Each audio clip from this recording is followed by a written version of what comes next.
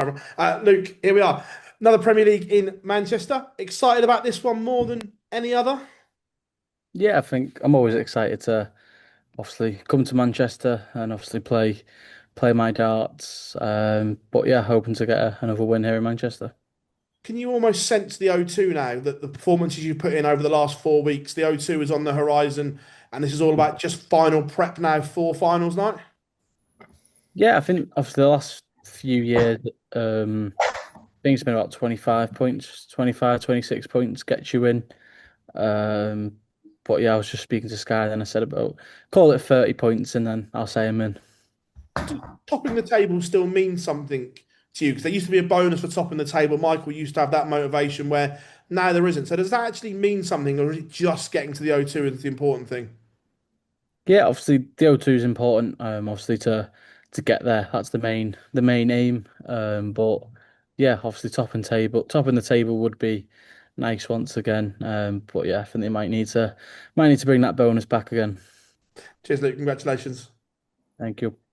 Luke, Uh, when the season didn't start as well as you might have expected, how do you sort of approach events, the next events? Is it just you got enough confidence to say, well, things will come right as they've proved to be? Yeah, this is why darts is such a crazy sport. You win some, you lose some. You have bad moments, you have even better moments. That's just part of the parcel. And a few weeks didn't go to plan, but yeah, just look where I am now. You don't worry about things and think, oh, I should try something different. Or do you watch back previous events? Like, would you like those first few weeks? Would you watch them back on screen and think I did wrong, or was it just I thought I did wrong, didn't play as well as normally, and I just get it out of my system sort of straight away? Yeah, I don't think there's any need to worry about anything. Once you're on stage, for myself, I just enjoy it, thrive off the fans, the chanting, and as long as I'm playing my good darts and playing my best performances, then yeah, there's nothing to worry about. Saw the pictures of you with the England football squad last week. Did your schedule allow you to go out to the World Cup at all? Any chance of Yeah, I going mean, to I think obviously we play in New York, whenever it is, and then I think Thursday, Friday, and then on the following Monday, I think it's Monday, Sunday, Monday. Then I think we play our last game against Panama. So on Saturday. on the Saturday, so on Saturday, so hopefully we can make that one. I think I checked, and the actual ground is only 25 minutes away. So yeah, hopefully I can get to that one. Oh, just by luck there's a tournament out there that week. Is that right? Yeah, we're playing in Wow. New York Masters, so hopefully we can get some tickets. Hopefully we can sort some. Oh, I'd be a bit delighted about that. Yeah, hopefully. Let's hope after last night. It's an exciting time. Brilliant. Thanks very much. Thank you. Hi, Luke. There's been a lot of talk about sort of aura and fear factor lately. I'm just wondering, with you being back at the top of the table, do you feel that like that fear factor's there in the Premier League at the moment? Yeah, I mean, I think it's just well from what I've done, just bounce back from a bad start, back to where I think I should belong, is at the top. Obviously Johnny's had a great start as well, but there's no doubt Johnny will keep chasing. Michael will keep. Everyone's going to keep chasing for top spot. Everyone wants it. We all know that. But yeah, we just got to keep going. You've been so used to being in those winning positions over the last couple of years. What was it like, I guess, not winning and not being on top? Yeah, I mean, like I said, it is what it is. We win some, we lose some. We're going to play bad, and then we'll bounce back even better. And I think that's what I've done. I've shown everyone that I'm not finished, as everyone was saying after the first few weeks, and I'm back where I belong. I'm just wondering, how much does your success generally, how much you win, I guess how much money you're winning in these events, how much does it sort of dictate how long you're going to be playing at this top level and how long you're going to be around? Yeah, I mean, I think that's all down to myself, whether I want it in the next 10, 15 years, whether I'm financially settled, I've got enough. And I'm obviously the main thing is I've done everything that I've wanted to do. Obviously, the main goal is to win one of every major and then double and triple like I've done on some tournaments already. But yeah, like Michael said, once the fare goes out the belly, the fire goes out the belly, then that's when we pack it in. Thank you, Luke. Luke, thanks for your time, first of all. People were sort of just alluding to what Josh was saying earlier, that there's been talk about aura. It's become the buzzword about aura, and that there has been said that Luke Humphries, obviously your big rival, had lost his aura. Do you believe in that sort of thing? Do you like people spoke about Phil Taylor having that fear factor when they got on the walk? And I know we've spoken about this before. Do you think people fear you? Do you feel that when do you feel like you've got a couple of leg start? Did you feel that when Gerwyn Price was 5-0 up against you, that you still have a chance because he knows that if you start getting at him, that he might crumble a bit? Yeah, I mean, I don't think I'm never out of a game. And against Gezi, that's shown it. From 5-0 down, going on to win. And I even said to myself on stage in my head when I made it 5-3, I said to myself, I've got him because he started dropping low, started going below the treble, and he was trying to move over the oche, trying to fight for the trebles, missing doubles. And yeah, I don't think I'm really scared of anyone. I'm just up there doing my job.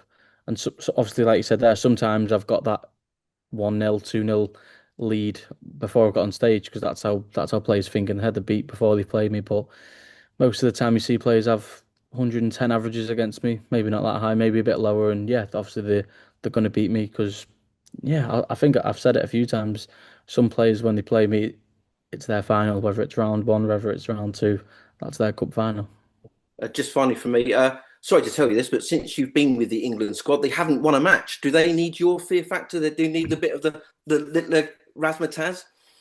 Yeah, I mean, hopefully they do start winning before. Obviously, I mean, I think that's it now. Next one is the World Cup, but I don't think friendlies obviously mean much. Obviously, it's a friendly. The players just need to keep fit, and then obviously they'll go back to the club and obviously hopefully play well. But yeah, I think we've still got a good chance for the World Cup. Right, thank you. Hi, Luke. Thanks for your time. You mentioned there that you're not scared of anybody, but are people scared of you because you tried to 5-0 to Gerwyn Price, but that's happened a lot. We saw it at the match play, Josh Rock, James Wade, Jermaine Watamina, and yet you overcame all of those and to still lift the trophies. Yeah, I think if anything, it's just more belief in yourself, believe in your ability, and I think that's what I can back it up from is definitely the match play going 5-0 down numerous times in the tournament, getting myself back into games and winning. And yeah, like I said, I don't think I'm ever beating a game. I just want to touch on Michael Van Gerwen. You said last week that you're happy to see him regain his form, that you enjoy playing him when he's at his best. How important is that for you? Because some players they would like their opponent to play poorly so they got a better chance of winning. Yet when Michael was in his prime, he loved it when Gary Anderson really pushed him and challenged him. He relished that. Is that the same for you? Do you want these top players to throw their best at you just to give you some sort of a challenge? Yeah, I think that's what we need week in, week out. We need obviously, for example, as Premier League players, we obviously want all of us to be on our A game, be on our top game, and yeah, we can have great battles week in, week out. Obviously for myself, I've not played well at the start, but I managed to get myself back into it. And a few other players are obviously losing games. Um, but yeah, we definitely need all of us on our top form. Cheers, Luke. Thanks for your time. Hi, Luke. Thanks for your time. Can you hear me, Luke? Yeah, all good. Sorry, I couldn't see it. Hi, Luke. Thanks for your time. Obviously, you're the overwhelming favourite to win the tournament, but who would you say like your closest rival is for the trophy, based on what you've seen so far?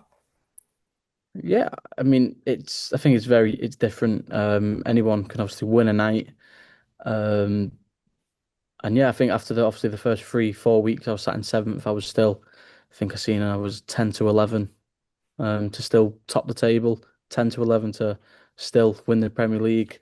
But yeah, I think it's obviously you're looking at I'll probably say the top four, obviously, and you can maybe look at the top five, Luke Humphries, six in Gian Van Veen. But yeah, it starts, anything can happen. But as long as we get to the O2, then that's when we'll obviously start looking obviously towards the trophy again. Last one or And two questions, please, guys. and your song, your walk-on song Greenlight, is approaching 10 years old. Like obviously that's your favourite song, but would you ever consider changing that? And if you was, what song would you select if you had to? Yeah, I mean, obviously there's loads. Obviously, I've had a few questions on changing the walk on, but I don't think I could possibly change it. I think it's just obviously very catchy, and obviously the fans have got used to it. And yeah, I don't think I have a backup.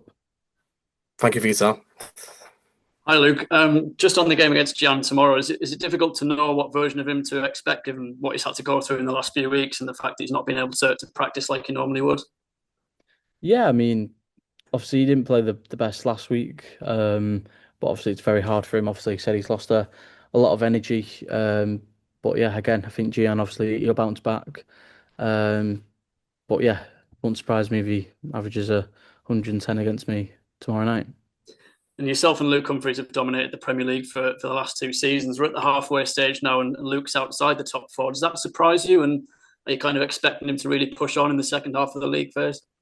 Yeah, obviously it definitely surprises me because obviously everyone goes on about Luke and Luke, but obviously it's very different, obviously for him. But yeah, that's his worries. He's got to obviously get on the practice board and he's got to make things right. But there's still a long way to go, and wouldn't surprise me if he came through to the top 4 and go to the O2. Just finally from me, you've hit 5 170 checkouts in the last 4 Premier League nights. Is that something that you set yourself now coming into these nights? And do you feel it's almost become expected of you from the crowd to hit the big fish?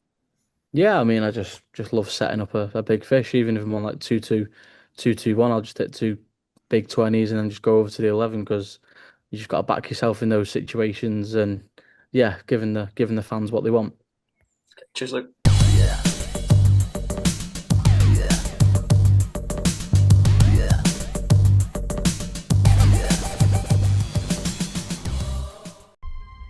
To change your